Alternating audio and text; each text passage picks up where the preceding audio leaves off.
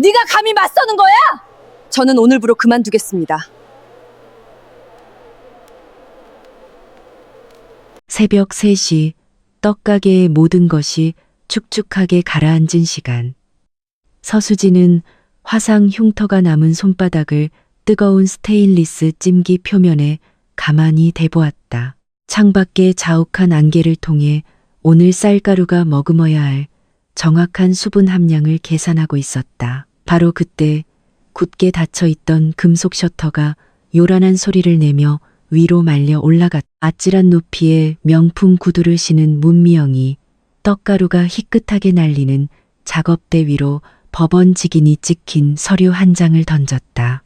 그것은 가게의 새로운 사업자 등록증이었다. 23해 동안 하루 18시간씩 일해온 수지는 자신이 피땀으로 일구니 가게의 법적 구성원 어디에도 자신의 이름이 없다는 사실을 깨달았다. 미영은 어제 수진이 힘겹게 따낸 대기업 납품 계약을 자신이 맡겠다고 선언했다. 당장 다음 달 어머니의 수술비에 보탤 유일한 수입원이었다. 수지는 소리치지 않았. 그저 기름때 묻은 작은 수첩을 앞치마 주머니 깊숙이 밀어넣으며 그 안에 10수년간 기록해온 습도 공식의 무게를 느낄 뿐이었다. 미영이 금전 등록기 열쇠를 내놓으라고 요구했다. 수지는 묵묵히 열쇠를 건넸다. 앞으로 정확히 10분 뒤 자신이 저 증기 밸브를 조절하지 않으면 오늘 아침 첫 생산분 떡 전체가 돌덩이처럼 굳어버릴 것이라는 사실을 완벽하게 알고 있었다. 수지는 욱신거리는 손목을 애써 무시하며 결혼식 답례품으로 나갈 300개의 떡 상자를 포장하기 시작했다. 손목 터널 증후군은 이골이 날 만큼 익숙한 통증이었다. 그녀가 기계처럼 상자를 접고 떡을 담아 리본을 묶는 동안 시어머니 도정옥이 가게 안으로 들어섰다. 정옥은 수고한다는 말 한마디 없이 수진의 노동을 투명인간 취급하며 최고급 대추 약과를 따로 챙겨 비닐봉지에 담기 시작했다. 아침도 못 먹고 출근하는 우리 미영이 줘야지. 정옥의 목소리에는 꿀이 떨어졌다. 수진이 겨우 입을 열었다. 어머님, 배달 시간이 빠듯해서 그런데 상자 접는 것 좀 도와주실 수 있을까요? 그러자 정옥은 어이없다는 듯 콧방귀를 뀌었다. 얘는 그런 막일은 이제 직원이 하는 거지. 우리 미영이가 어엿한 사장인데 사장 가족이 이런 걸 어떻게 아니? 정옥은 사장이라는 단어에 유독 힘을 주며 말했다. 수지는 더 이상 대꾸하지 않았다. 묵묵히 혼자서 남은 상자를 모두 접고 포장을 마쳤다. 그녀의 침묵 속에서 지난 20여 년간의 헌신이 아무런 가치가 없다는 차가운 깨달음이 단단하게 굳어지고 있었다. 수지는 가게의 대표 상품인 팥 시루떡에 들어갈 최상급 국산 팥을 주문하기 위해 거래 명세서를 준비했다. 그때 미영이 그녀의 손에서 주문서를 가로챘다. 언니, 이제부터 팥은 이걸로 써요. 미영이 내민 것은 수입산 통조림 팥 페이스트 견본이었다. 이걸로 바꾸면 원가를 40%나 아낄 수 있다고요. 수지는 고개를 저었다. 그건 안 돼. 대기업 납품 계약서에 당도랑 인공 보존료 함량 검사 조항이 명시되어 있어. 이 통조림은 기준 미달이야. 미영은 수진의 말을 비웃었다. 요즘 사람들은 그런 거 신경 안 써요. 포장이 예쁘고 마케팅만 잘하면 그만이지. 속은 아무도 모른다고요. 수진이 재차 경고하려 했지만 미영은 말을 잘랐다. 그리고 이제부터 모든 재료 구매 승인은 내가 직접 할 거예요. 언니는 그냥 만들라는 대로 만들기나 해요. 미영은 보란 듯이 국산 팥 주문서를 찢어 쓰레기통에 던져버렸다. 수지는 그 모습을 조용히 지켜보았다. 품질 저하가 가장 오래된 단골들의 눈에 띄게 될 정확한 날짜를 머릿속으로 계산하며 오랜 단골인 한식당 주인이 주간 주문량을 찾아가기 위해 가게에 들렀다. 그는 늘 하던 대로 떡 상자 하나를 열어 품질을 확인했다. 그의 미간이 즉시 찌푸려졌. 사장님, 이거 팥 색깔이 왜 이렇습니까? 냄새도 이상하고요. 수입산 팥 페이스트의 부자연스러운 색과 화학적인 향을 즉시 알아차린 것이다. 미영이 달려와 능숙하게 웃으며 둘러댔다. 아, 사장님, 이번에 저희가 더 맛있게 레시피를 업그레이드 했잖아요. 드셔보시면 훨씬 만족하실 거예요. 하지만 식당 주인은 속지 않았다. 그는 수진을 바라보며 확인을 구했다. 서 실장님, 이게 정말 맞습니까? 미영은 수진에게 눈짓으로 거짓말을 강요했다. 하지만 수진은 더 이상 침묵으로 부조리를 덮어주지 않기로 결심했다. 그녀는 자신의 오랜 신념이었던 침묵의 미덕을 깨고 담담하지만 분명한 목소리로 말했다. 제 반대에도 불구하고 오늘 아침부터 재료가 바뀌었습니다. 그 말 한마디에 모든 것이 끝났다. 식당 주인은 그 자리에서 20년 넘게 이어온 거래를 끊겠다고 통보했다. 미영은 독이 가득한 눈으로 수진을 쏘아보았고 그 시선은 곧 닥쳐올 보복을 예고하고 있었다. 그날 밤 수진은 혼자 남아 기계를 청소하고 있었다. 사무실에서 잃어버린 장비관리 일지를 찾다가 미영이 벗어둔 명품 코트 아래에 숨겨진 우편물 뭉치를 발견했다. 그 중에는 가게의 고가 기계들을 담보로 실행된 상업 대출 통지서가 있었다. 수진의 심장이 차갑게 내려앉았다. 그녀는 곧장 은행 장부를 펼쳐 대출 실행 날짜를 확인했. 대출금 전액은 입금과 동시에 미영의 개인명의 계좌로 즉시 이체되어 있었다. 미영이 단순히 가게를 잘못 경영하고 있는 것이 아니었다. 그녀는 가게의 자산을 적극적으로 빼돌려 자신의 개인 빚을 갚고 있었던 것이다. 수지는 조용히 대출 통지서와 이체 내역을 자신의 휴대전화로 촬영했다. 이제 그녀의 마음가짐은 충성스러운 직원이 아니라 생존을 위해 전술을 짜는 생존자로 바뀌고 있었다. 수지는 다음 날 아침 시어머니 정옥에게 대출 서류 사진을 보여주었다. 가족의 사업을 지키기 위해 시어머니가 올바른 판단을 내려줄 것이라 기대했다. 하지만 정옥은 사진을 쳐다보지도 않고 수진을 나무랐다. 네가 뭔데 함부로 사장 물건을 뒤지고 다녀? 미영이 권위를 질투해서 이러는 거니? 수진은 애써 침착하게 설명했다. 어머님, 이게 그냥 질투 문제로 보이세요? 만약 대기업 계약이 파기되면 위약금 조항 때문에 이 대출은 바로 부도가 나고 가게는 몇 주 안에 파산할 거예요. 하지만 정옥은 딸에 대한 맹목적인 믿음으로 가득 차 있었다. 쓸데없는 소리 마라. 우리 미영이가 서울에서 쌓은 인맥이 얼만데 그런 일 절대 없어. 너는 시키는 대로 떡이나 만들면 돼. 정옥의 완고한 태도에 수지는 깨달았다. 이 가족은 이미 침몰하는 배와 같았다. 이제 그녀는 자신만의 구명보트를 확보해야만 했다. 국내 최대 식품 브랜드의 임원들이 최종 시식을 위해 가게를 방문하는 날이었다. 거대한 유통계약이 걸린 중요한 순간이었다. 미영은 수진을 시식 준비가 한창인 프레젠테이션 룸에서 의도적으로 배제했다. 가게의 대표 상품인 대추고 찰떡의 공을 전부 자신이 가로챌 심산이었다. 수진은 어두운 주방 한쪽에서 조용히 시식용 떡을 준비했. 밖에는 장대비가 쏟아지고 있었다. 그녀는 주머니 속 낡은 수첩을 꺼내 오늘의 습도에 맞춰 찜 시간을 정확히 4분 늘려야 한다는 계산을 마쳤다. 잠시 후 김이 모락모락 피어오르는 떡은 완벽하게 쫄깃하고 향긋했. 수지는 정성껏 떡을 접시에 담았다. 이것이 이 가게에서 생산되는 마지막 완벽한 떡이 될 것이라는 것을 그녀는 알고 있었. 문 앞에서 기다리던 미영이 수진의 손에서 쟁반을 낚아채듯 받아들었다. 그리고는 임원들을 향해 환하게 웃으며 프레젠테이션 룸으로 들어갔고 수지는 어두운 주방에 홀로 남겨졌다. 임원들은 매우 만족하며 돌아갔다. 수지는 그날의 변수들을 자신의 비법 레시피 노트에 기록하기 위해 사무실로 향했. 늘 자물쇠로 잠가두던 서랍에 있어야 할 노트가 보이지 않았. 자물쇠는 억지로 비튼 듯 망가져 있었다. 수지는 즉시 자신의 휴대전화로 CCTV 앱을 열었다. 몇 년 전 보안을 위해 직접 설치했지만 미영은 사용법조차 모르는 시스템이었다.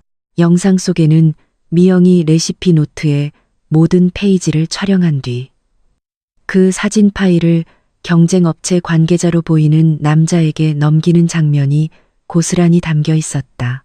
수지는 차가운 평온함을 느꼈다. 미영은 기본 재료 배합법은 훔쳐갔지만 매일의 환경 변수를 기록한 주머니 속 수첩은 훔쳐가지 못했다. 이제 덫은 완벽하게 놓였다. 다음 날 아침 미영과 정욱은 모든 직원과 시장 상인들이 보는 앞에서 수진을 몰아세웠. 미영은 수진이 경쟁업체에 레시피를 팔아넘겼다고 소리치며 조작된 은행 입금 내역을 증거랍시고 흔들었다. 정욱은 가게의 평판을 지켜야 한다며 수진에게 모든 것을 자백하고 책임지겠다는 각서에 서명하라고 강요했다. 수진은 각서와 자신을 23년간 부려온 시어머니의 얼굴을 번갈아 보았다. 그녀는 거절했다. 그리고 묵묵히 밀가루가 하얗게 묻은 자신의 앞치마를 풀었다. 그녀는 그 앞치마를 각서 위에 떨어뜨리고는 단호하게 말했다.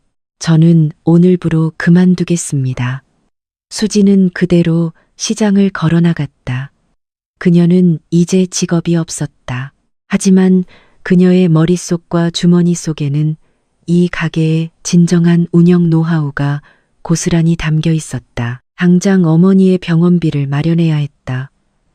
모아둔 돈은 빠듯했고 옛 시장에서는 이미 배신자라는 낙인이 찍혀 있었. 수지는 자본금 한 푼 없이 새 출발을 해야 할 막막한 현실 앞에 섰다. 그녀는 버스를 타고 도시 반대편의 식자재 도매상가로 향했다.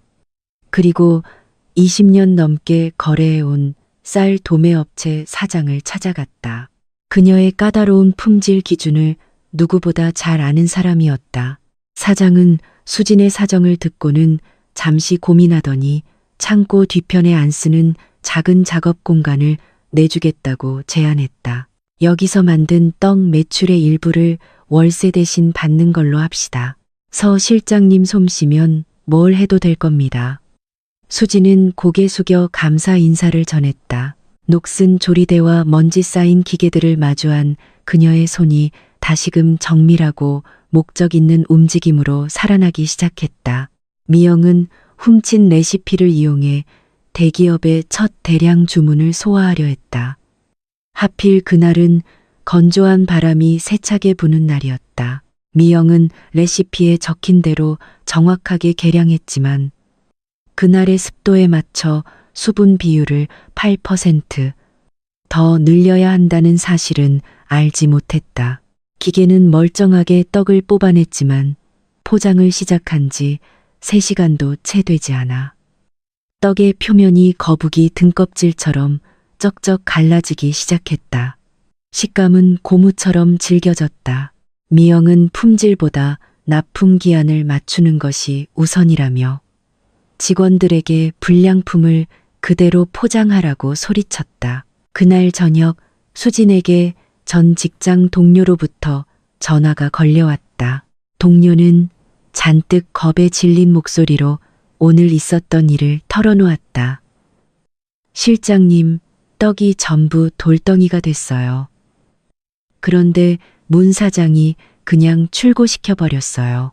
이러다 우리 가게 정말 큰일 나는 거 아니에요? 수지는 담담하게 동료를 위로하며 전화를 끊었다.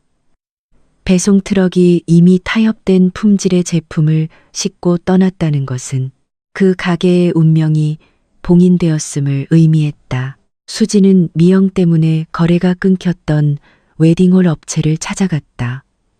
웨딩홀 지배인은 정식 가게도 없는 그녀를 신뢰하기를 주저했다. 수지는 말없이 그날 아침에 만든 떡 한 상자를 내밀었다.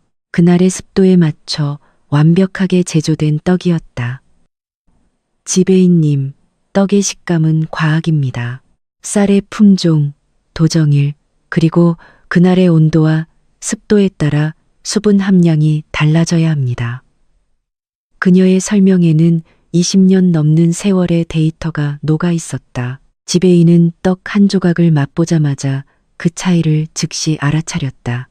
그는 그 자리에서 수진의 이름으로 된 새 브랜드와 직거래 공급 계약서에 서명했다. 수진은 자신의 통장에 찍힌 첫 계약금을 확인했다. 처음으로 느끼는 진정한 소유권의 무게였다. 미영이 보낸 첫 번째 납품 물량은 대기업의 품질관리연구소에 도착하자마자 재앙을 맞았다. 정밀 검사 결과 떡의 갈라진 질감과 저가 수입 팥 사용이 즉각 드러났다.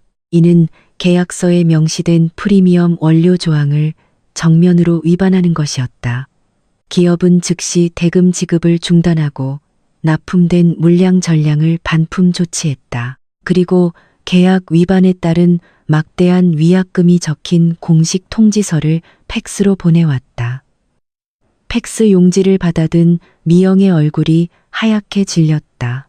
그녀는 위약금은커녕 직원들 월급과 몰래 빌린 사채조차 갚을 능력이 없었다. 미영은 사무실 문을 걸어 잠그고 필사적으로 서류들을 파쇄하기 시작했다. 어머니에게 이 붕괴를 숨기기 위해서였다. 수진의 떡은 입소문을 타고 빠르게 퍼져나가 일주일 만에 주문량이 2배로 늘었다. 늘어난 주문을 감당하기 위해 더 많은 일손이 필요했지만 아직 정직원을 고용할 여력은 없었다. 그녀는 미영에게서 부당하게 해고당했던 베테랑 직원들에게 연락했다.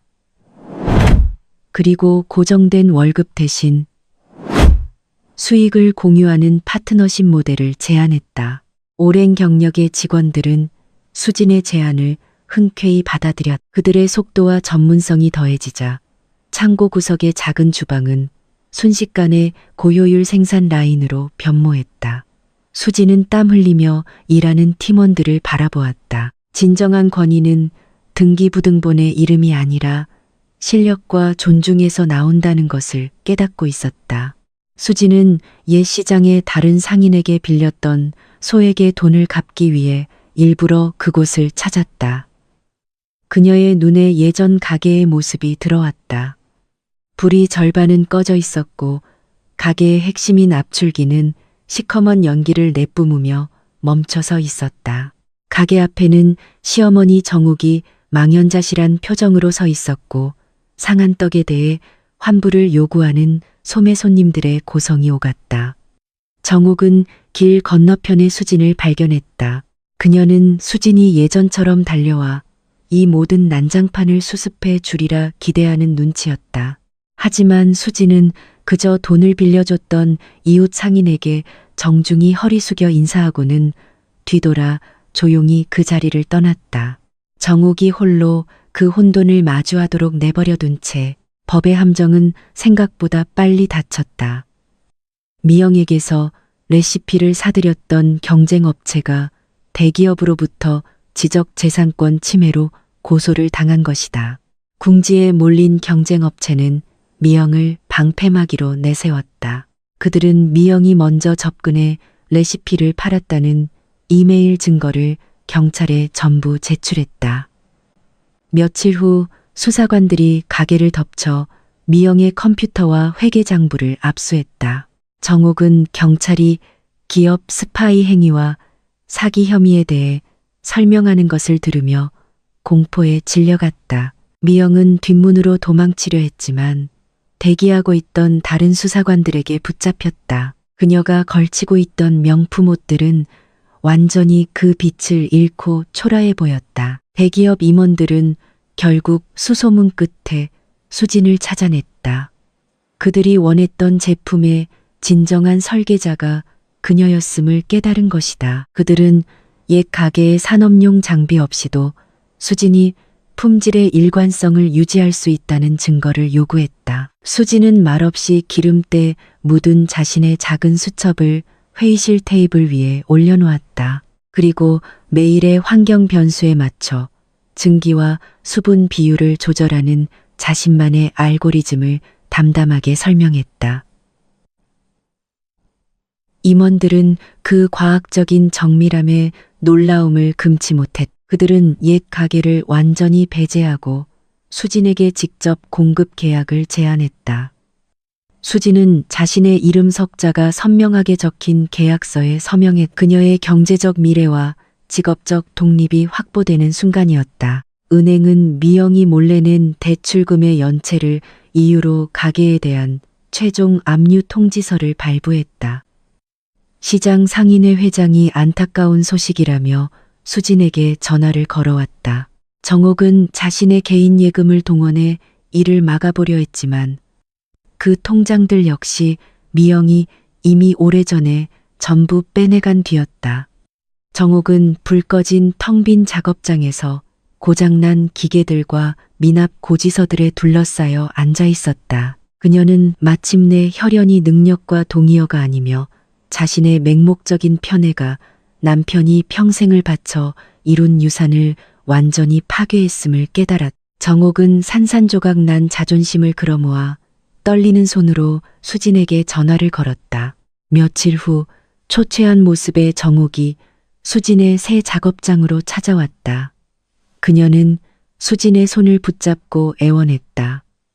아가, 내가 다 잘못했다. 제발 돌아와서 이 가게를 다시 맡아다오. 가족이 너를 필요로 해. 하지만 수진은 떡 반죽을 치대던 손을 멈추지 않았다. 그녀는 시어머니의 눈을 똑바로 쳐다보며 차분하게 말했다. 어머님, 저는 이미 제 사업체를 운영하고 있습니다.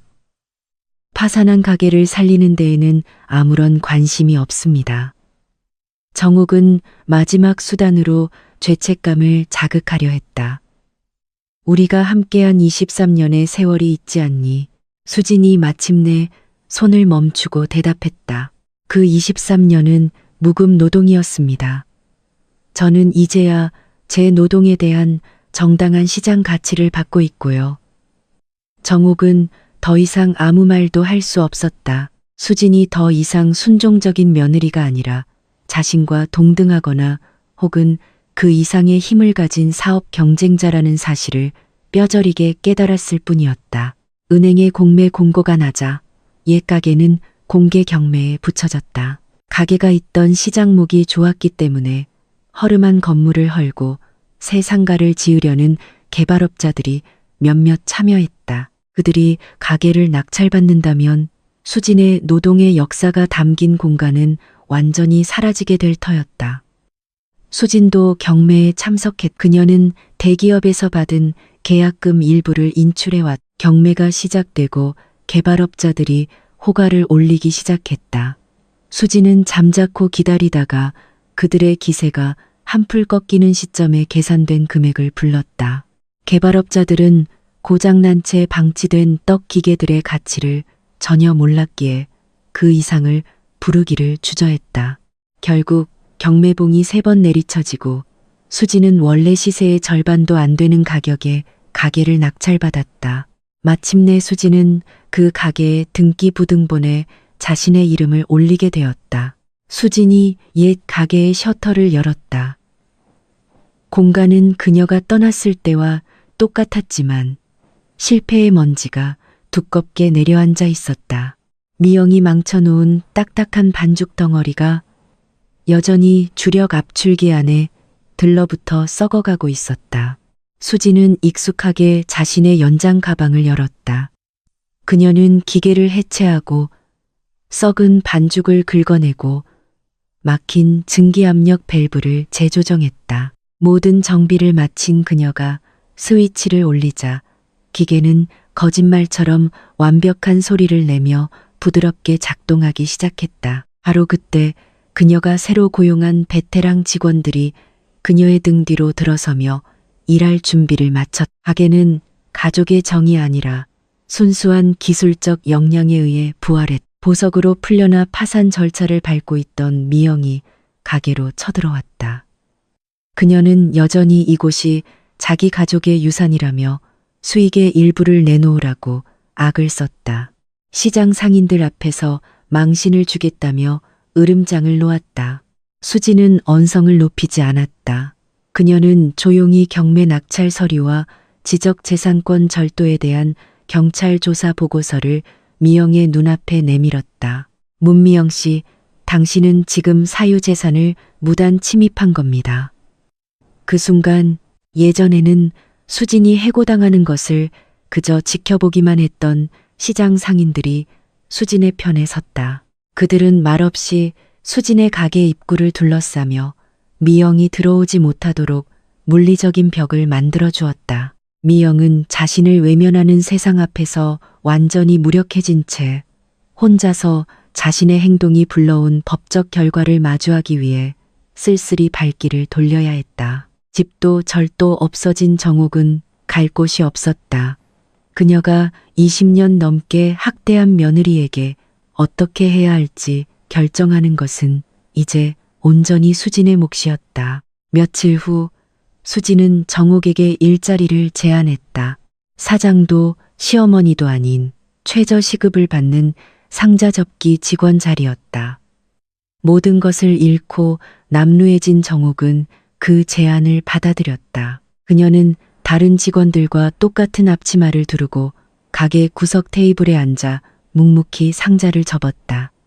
한때 수진이 하던 바로 그 일이었다. 그 모습을 지켜보는 수진의 눈에는 동정이나 연민이 없었다. 오직 잘못된 위계질서가 완벽하게 교정되었다는 차가운 현실 인식만이 존재했다. 다시 새벽 3시가 되었다. 모든 것이 시작되었던 바로 그 시간이었다. 창밖에는 짙은 안개가 끼어 증기 밸브의 미세한 조정을 요구하고 있었다. 수지는 스테인리스 찜기 위에 손을 얹었다. 그리고 주머니 속 수첩을 꺼내 오늘의 환경에 맞는 새로운 공식을 기록했다. 그녀가 밸브를 돌리자 최상급 쌀과 국산 파티, 어우러진 완벽한 향기에 증기가 피어올랐다. 가게 밖에서는 대기업의 납품 트럭들이 그녀의 제품을 싣기 위해 조용히 대기하고 있었다. 수지는 벽에 걸린 새 사업자 등록증을 바라보았. 거기에는 오직 서수진이라는 이름 석자만이 적혀 있었다. 그녀는 희미하게 미소 지으며 수첩을 닫고 다시 일에 집중했다.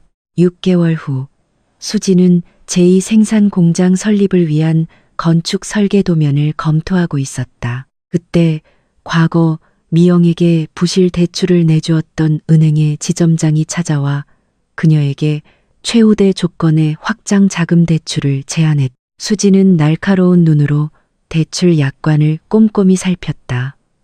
지점장님, 여기 숨겨진 이자 조항이 있네요. 이 부분은 수정해 주셔야겠습니다. 그녀의 지적은 정확했다.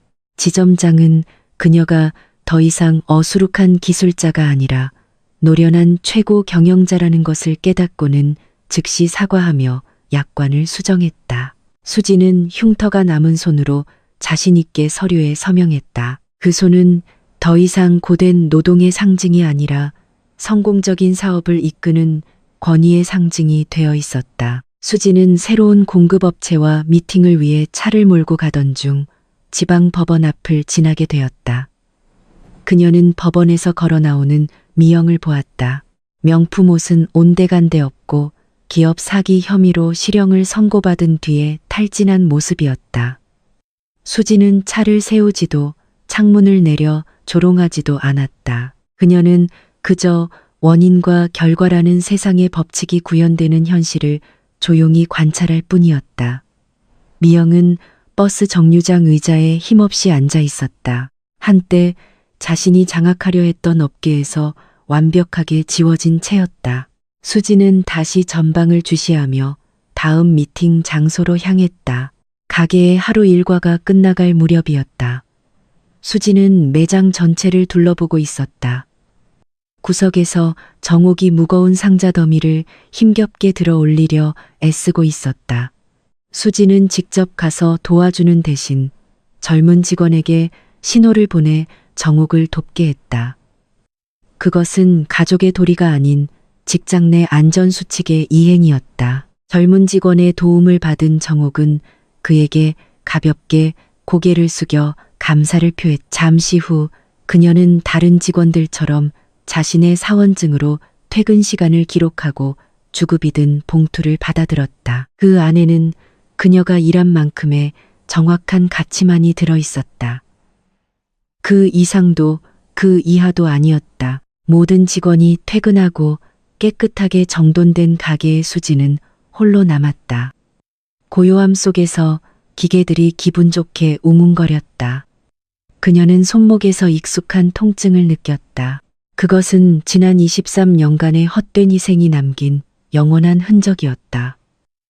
예전 같았으면 아픔을 참고 일을 더 했겠지만 이제 그녀는 그러지 않았다. 그녀는 미련 없이 가게의 모든 불을 끄고 문을 잠그고 쉬기 위해 평소보다 일찍 집으로 향하기로 했다. 그녀가 시장 길거리로 나서자 이웃 상인들이 그녀를 향해 반갑게 인사했다. 서 사장님, 안녕히 들어가세요. 더 이상 누구의 며느리도 누구의 아내도 아닌 서 사장이었다. 수지는 자신의 차를 향해 걸어갔다. 그녀를 짓누르던 거짓된 믿음의 무거운 짐은 완전히 사라지고 그 자리에는 스스로의 힘으로 일궈낸 단단한 왕국의 현실만이 남아 있었다.